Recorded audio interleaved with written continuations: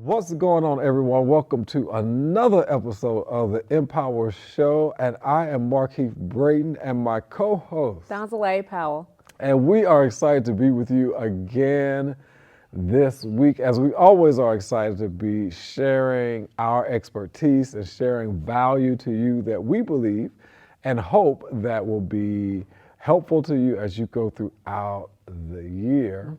So, Donzaleigh, how has everything been going? Everything amazingly has been, I'm going to use the key word for today, productive. Everything has been productive. It's been productive. It's interesting that we're talking about that topic today because I don't know how productive I've been so far this year, but we're only in a month really. So it's okay. I've just not necessarily done my normal things that I would usually do through for the beginning of the year. And I'm okay with that actually. Yeah. I'm actually okay with that. And so Donzaleigh hinted what our topic is today, and that is on productivity, how to be more consistent with your productivity throughout the year. And this was kind of sparked by, I guess, my lack of being as productive as I normally would want to be towards the beginning of the year. And I thought it'd be good for us to kind of share our own personal tips and things that we implement in our lives and business for productivity. But before we get into that, when you think about productivity, sometimes people can misconstrue the idea that being busy and being productive are one and the same. What say ye?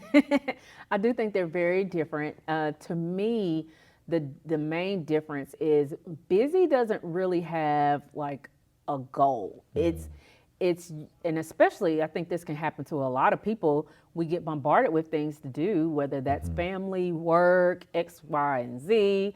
But when you're productive, you're more focused, and you know, I want to accomplish this. This is higher up on my priorities, and you really make actions in order to make that happen. Yeah. And then, boom! All of a sudden, it's one that's marked off. I really needed to do it and wanted to do it, and instead of just maybe partially doing some here, partially doing some there. It's like you really get to the goal.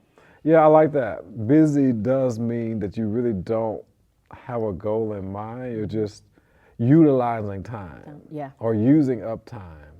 And when you were saying that it doesn't have a goal, I think that being busy also gives you the illusion that you're accomplishing something, that you're really fulfilling something because you're busy and you're just always doing things. Whereas productivity, you really have a set mission and end result in mind, that you want to accomplish this thing so that you move on to whatever the next thing that thing is connected to.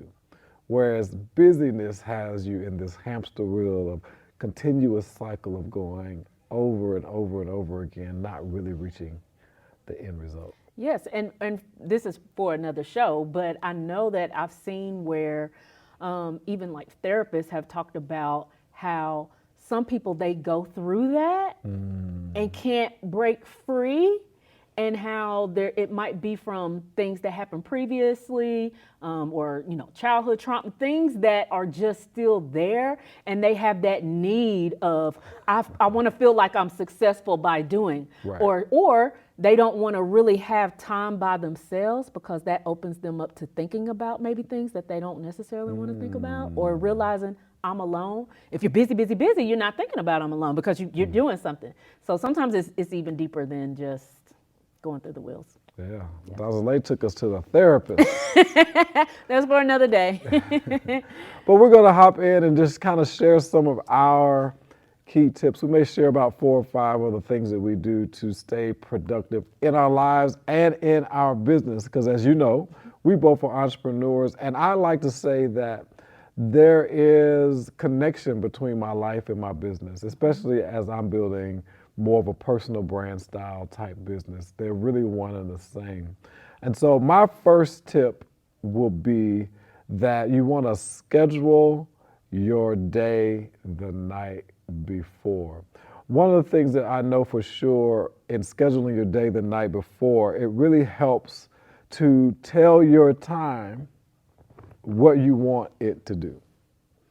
Tell your time like you tell your money, or like you should tell your money, what you wanted to do, as Dave Ramsey would say in the envelope system. That basically you're telling your money, this is what you're for, this is what we're going to use it for. Well, I'm saying, tell your time, at 12 o'clock, we're going to do this.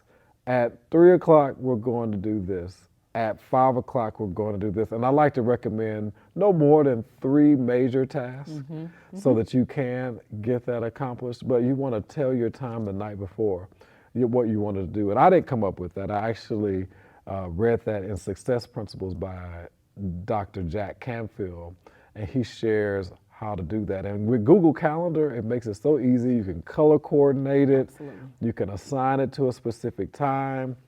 Because I don't necessarily like the task thing where you just list everything and you check it off. I really do like assigning a time to it in the Google Calendar.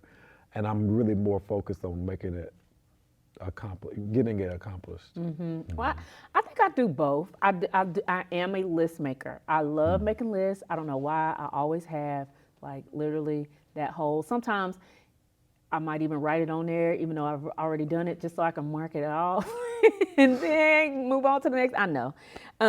But when I do have quite a few things that I need to get accomplished within a day, I do that. I also do sometimes definitely assign times. And then sometimes I just put it on the calendar, but I just leave it to where it's showing as an all-day event. I look at my calendar a lot, like pretty much all day throughout the day. I'm always looking to see what's coming up, what do I have.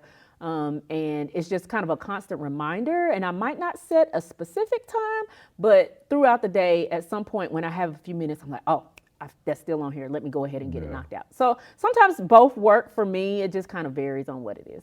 Yeah, that's good. That's good. The second thing that comes to mind for me when it comes to productivity is this idea. And these are in no particular order. And some of you may think that this is kind of minute, but to me it's very important. And that is making my bed first thing in the morning. It's the first thing I get to accomplish in the day, is that when I wake up, brush my teeth, wash my face, and then I make sure that bed is made up before I leave to go to the gym in the morning. And I get that. I grew up, my mother is military, Army, and she would make our beds up before we would leave the house with the folded corners, and you tuck it in, it'd be tight sheets and all of that. But there is a sense of accomplishment when you do that early in the morning, and that's the first thing you get done. I know that a speaker that I'm friends with, her name is Tiffany Love, and she says that whenever she has conferences and things like that, a made-up bed is a made-up mind. Basically, it's putting that to rest. You're now ready for the day. So, yeah, she definitely suggests that you always make up your bed as well. A made-up bed is a made-up mind. Yep. That's good. Yep, I like yep. that. Okay, Dr. Tiffany. Yeah, she did a good job.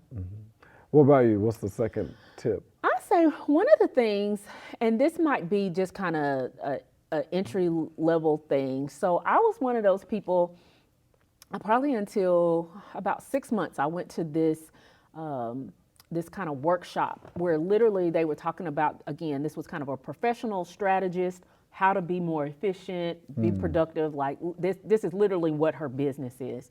And she said, you know what? How many of y'all have X amount of emails? And then, so many people would raise their hand, and then the number kept getting higher. So hands are slowly starting to come down. And then, like, I think the last person with the hand raised, it was like an absolutely ridiculous amount of emails that were in there. And she said, clear them out. Archive all those emails. You're lost in the sauce, so to speak, when you're bombarded with all of this stuff all day, every day. And for a lot of people, we check our emails constantly. So as soon as it comes, you might have it set to be that notification, but she suggested no. Don't always stop for every email. Set up times during the day to check your email. Of course, probably one in the morning, maybe one around lunch, and one before the end of the day, so that you're still responding to things in a reasonable amount of time, but not allowing that to be a constant distraction. Because when you're talking about productivity, same thing. If you're constantly, and that can be anything. So let's say you've got your Facebook notifications or all of that. Like, stop having all of that stop you constantly. You're trying to work. Stop, look at the post. You're trying to work. Like, stop doing that. And I know emails can be important, but set whatever guidelines you need to in order for you to focus on what you're doing and be able to complete it. Then when you take those breaks, check those emails. Now, I know a lot of my coaches probably don't agree with me on this, but I do that actually every day. I don't have tons of emails in my inbox because literally every single day I assign time to go through my emails just to check to see if I missed anything, see if I need to respond to anything, and then I'm also deleting emails and unsubscribing to those newsletters or things that I don't necessarily even look at anymore, right? Yeah. So that keeps my email inbox from being cluttered because I'm always unsubscribing, deleting, and moving things along the pipeline. Yeah, good. Yeah, I love that. The third thing, or is this my second? This is your third. This is my third. The third tip that I give you on productivity. Actually, I just mentioned it. I mentioned it while I was talking about making up my bed. I am more productive after I make up my bed. What did I say I do? I go work out. I am more productive throughout my day by going to work out in the mornings. I love working out in the morning. Working out in the morning for me is almost like my meditation time because it sets the day. It gets the energy flowing, it gets the blood flowing, it just wakes me up. Honestly, when it comes to even meditation and reading in the mornings, I tried that and it really doesn't work as well for me because I'm not awake. So I would rather do my meditation and reading after my workout because now I'm more awake, I'm more aware, and I can really connect in. Whereas in the mornings, trying to read and meditate first thing, I'm still a little sleepy. Yeah. I haven't woken up. But working out has been tremendous. Y'all see? See, I've been working out. Working out has been a great morning ritual for my productivity. I watch YouTube channels where individuals will say their morning regimen may start at 6 and they may have like a 3-hour morning regimen. But that's why they start so early so that they could just get their day started really doing self-care. Yeah, yeah. I consider working out as self-care. Yes, there are other things you could do as self-care, but it's me paying attention to my body, making sure that I'm as healthy as I possibly can, doing what I need to do and ensure that I still have muscle strength, I still have some agility, I still have mobility, and then I'm also cognitively aware. And so being physically fit and working out in the mornings for me has really helped my productivity. Yeah, I would say that my next one, it's very in line with that. I think it is knowing when you're most productive. For me, mine is the morning. It always has been. I've always gotten up fairly early. Now that I've been an entrepreneur, it's gotten a little later, but still, it's still morning. So morning, it's like my brain is ready to go. By late afternoon, evening, and you want to come and talk about something complex, my brain's probably about done by then. You just need to know yourself. And some people, it's the exact opposite. They love working at night and can work all night and be so efficient and productive. And if that works for them, go for it. Like, utilize your time, whenever you're able to. Now, of course, sometimes you have meetings that are opposite of those times and you have to make it work and you fight through it, drink your coffee, whatever the case may be. But when you're able to kind of in your natural element, utilize the energy and everything that you have, I say make sure that you try to do that. Make sure that you try to do that. That's so good. That's good. Knowing when you're most productive. I used to could get a lot of things done in the evenings, but as I've gotten older, No, I'm winding down, right? And I am, wanting to eat. And then when you eat, then you get a little itis Yeah, you and do. all those things. So yeah, Well, knowing when you're most productive. it's funny that you mentioned itis, which hopefully everyone knows what itis is. If not, Google it. But one of mine, or I guess I'd say my third one, is sometimes naps are okay. Sometimes even that quick 15, 20 minutes, and I know it varies for different people, you come back revived. And I know if you look at some studies, I've seen several articles written where, employees that are able to take a break or able to nap, and some businesses are so cutting edge, they even have places for their employees to be able to nap. So that when they come back, they are more Yeah. productive. They're efficient. They've cut back on instead of just being drained. Let me go and go and go for 8 hours or 10 hours or whatever your shift is.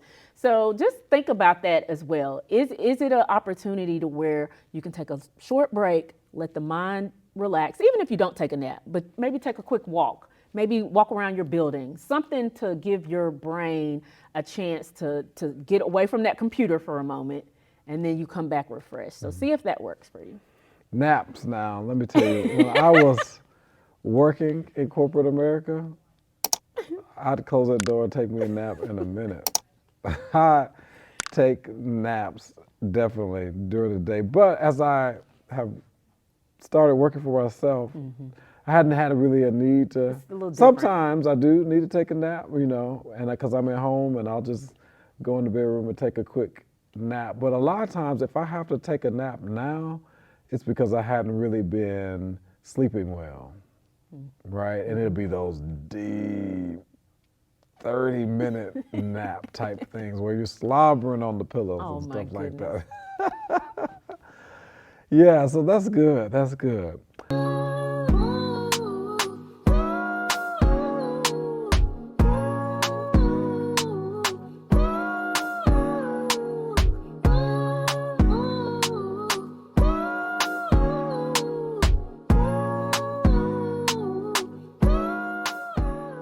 So with Donzaleigh's Photography, we specialize in helping you bring out you. One thing that I've noticed, people can be scared, intimidated about doing a shoot, especially if it's the first time. I've modeled before, done acting, the whole nine. So if you need help with that, I'm gonna coach you through the whole thing. I'm gonna tell you how to pose, make you look real cute. And then by the time you get your images, you're gonna look back and you're gonna be like, that was me, I did that. So I love doing that for people. I love bringing out you. So just make sure that you check us out. We'd be happy to work with you.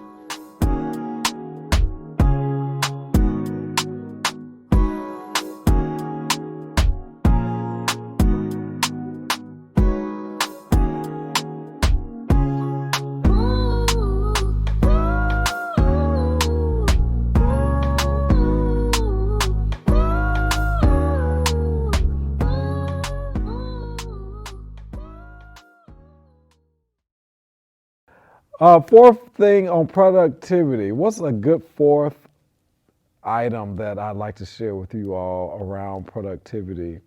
I think that it's really good.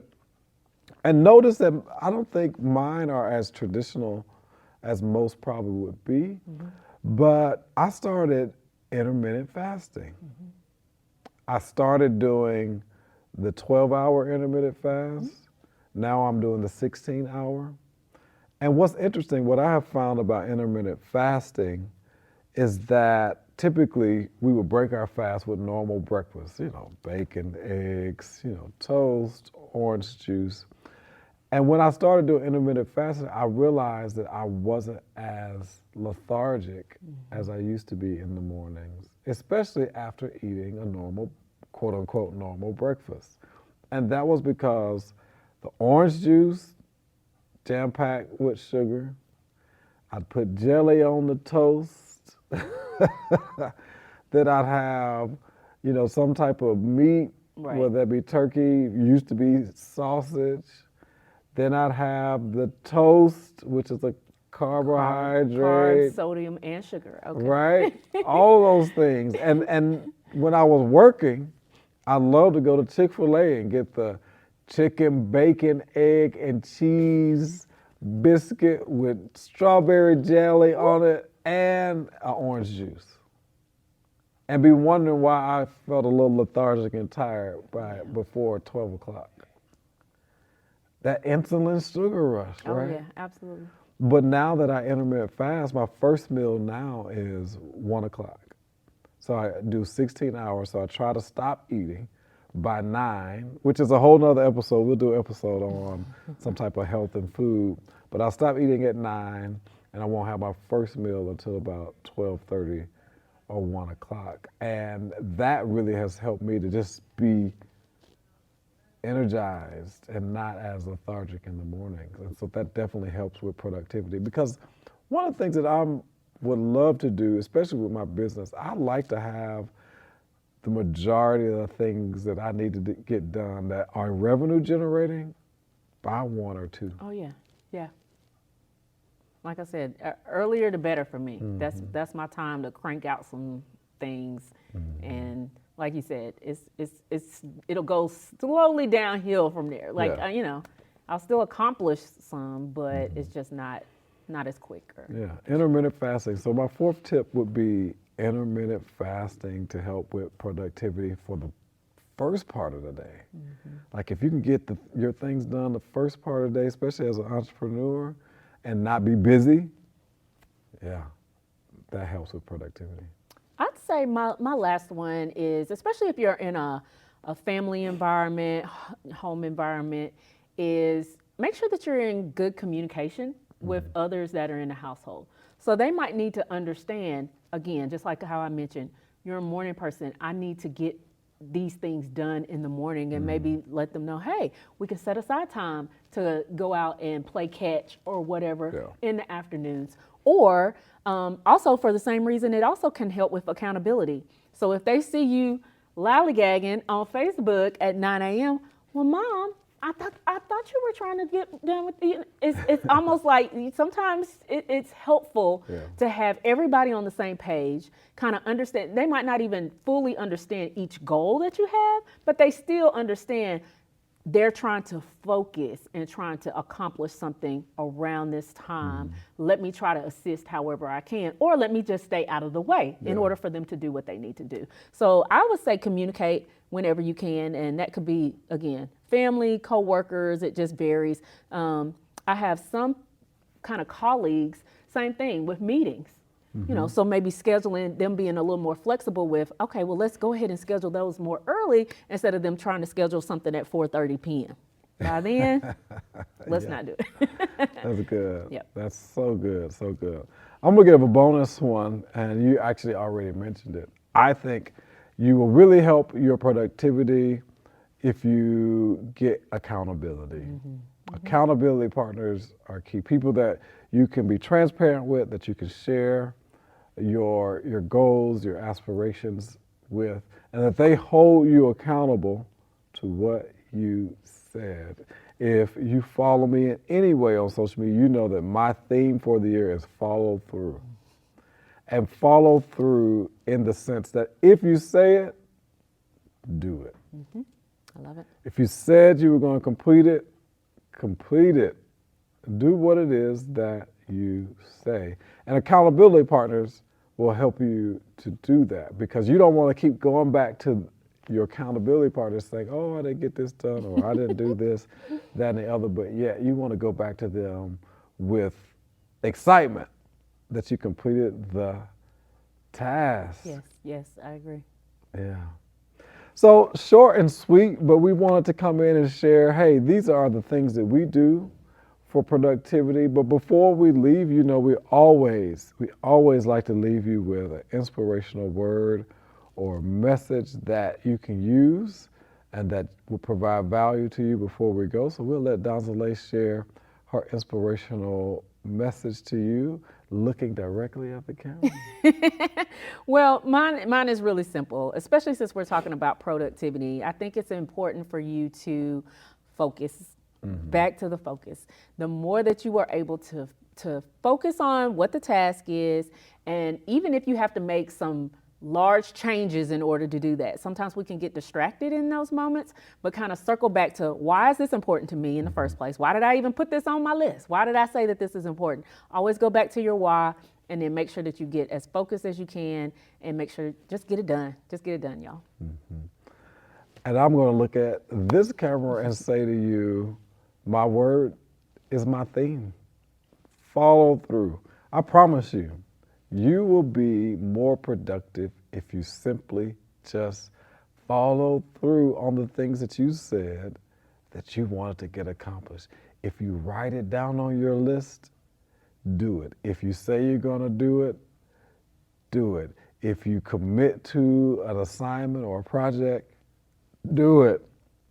Follow through, follow through, follow through, and you'll find yourself being more productive in the year. Donzaleigh? And another one. And another one, and another one. So we want to thank you for joining us for this episode. And hey, if you have not hit the subscribe button, make sure you hit the subscribe button. We are building our community of empowering individuals, and we want to make sure that you don't miss any episodes as we continue to move forward. Well, until next time, just remember this. Always shoot for the top, because it's the bottom that's overcrowded. Take care.